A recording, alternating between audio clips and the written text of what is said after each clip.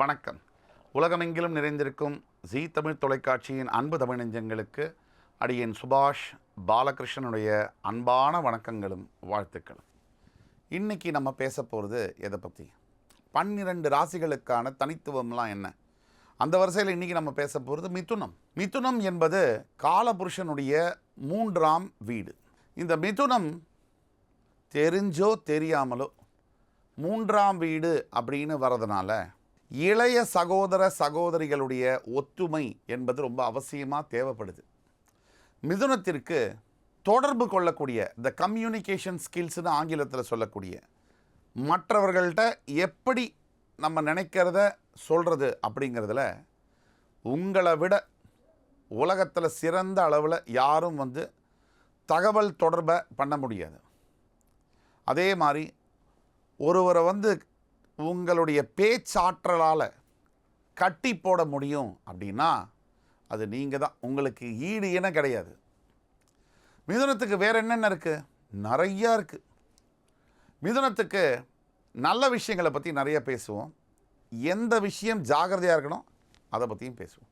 மிதுனத்துக்கு எதெல்லாம் ரொம்ப இயற்கையில் அருமையாக இருக்குது அப்படின்னா, முதல் விஷயமாக வரக்கூடியது உங்களுடைய ஞானம், புத்தி.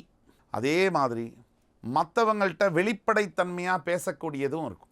பேச்சு சம்பந்தப்பட்ட தொழில்கள், தொழில்நுட்பம் தெரிஞ்ச தொழில்கள், மருத்துவம் சார்ந்த துறைகள், இந்த வங்கி, இந்த கணக்கு, இந்த வணிகம், இந்த சம்பந்தப்பட்ட தொழில்களில் கொடிகட்டி பரப்பவர்கள் மிதுனம்.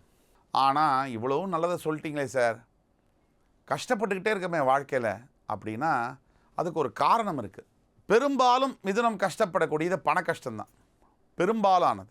மிதுனத்துக்கு முதல் படியான கஷ்டம் எது அப்படின்னா, 1ஆம் தேதியிலேருந்து 10ஆம் தேதி வரைக்கும் மிதுனம் ராஜா, 11ஆம் தேதியிலேருந்து 31 வரைக்கும் மிதுனம் கூஜா. ஏன் அப்படின்னா, உங்களுடைய 2ஆம் வீடு தனஸ்தானம்னு சொல்கிறோம். அதாவது பணத்தை சேர்த்து வைக்கிற இடம். அந்த இடத்துக்கு நீங்கள் பார்த்தீங்கன்னா கடகத்துக்கு அதிபதியாக சந்திரன் வராரு. இந்த சந்திரனுடைய இயல்பை நீங்கள் பாருங்கள். 13 நாள் வளருவார் வளர்பிறையில். 13 நாள் அவர் என்ன பண்ணுவார்? அதே சந்திரன் தேய்வார் தேய்பிறையில். இப்படி தான் உங்களுடைய பணமும் சரி, அப்படியே மேலே போகிற மாதிரி இருக்கும், டக்குன்னு கீழேயும் வந்துடும். இப்படி மேலே ஏறி ஏறி மறையிற மாதிரி சந்திரன் எப்படி வளர்ந்து வளர்ந்து மறைகிறாரோ அதே மாதிரி மிதுனத்துக்கும் காசு என்பது வளர்ந்து வளர்ந்து மறையும்.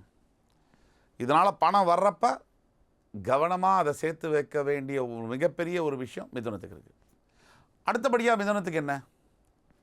கண்ணா பின்னான்னு வார்த்தை கொடுத்து மாட்டிக்கிறது. நீங்கள் சொன்னால் பழிக்கும், அது வேறு விஷயம். செல்வாக்கெல்லாம் இருக்கும், அதுக்குன்னு அடித்து விடுறது அடுத்த முக்கியமான விஷயம். இப்போ தான் இருக்குது வெடிகுண்டு. 190 மிதுன ராசி என்பர்களுக்கு வாழ்க்கை துணை சரியாக அமையறதில்லை. ஐயோ பாவம்னு தான் சொல்ல வேண்டியதாக இருக்குது.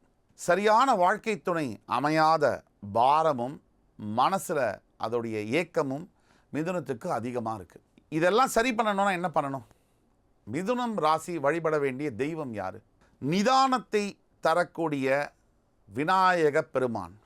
மிதுனம் வழிபட வேண்டிய முக்கியமான தெய்வம் யார்? விநாயக பெருமான்.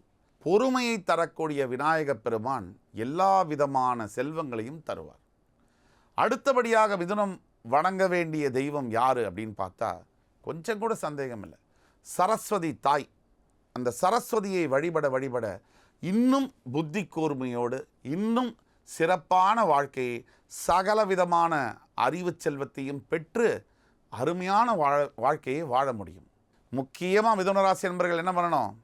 தஞ்சை மாவட்டத்தில் இருக்கக்கூடிய ஸ்வேதாரண்யேஸ்வரர் கோயிலுக்கு சென்று புதன் பகவானை ஒரு முறையாவது வழிபட்டால் எல்லா விதமான உங்களுடைய குறைகளும் நிவர்த்தி செய்யப்படும். உங்களுடைய மனசில் இருக்கக்கூடிய கஷ்டங்கள் விலகும். இந்த காணொளி உங்களுக்கு பிடிச்சிருக்கும்னு நம்புகிறோம்.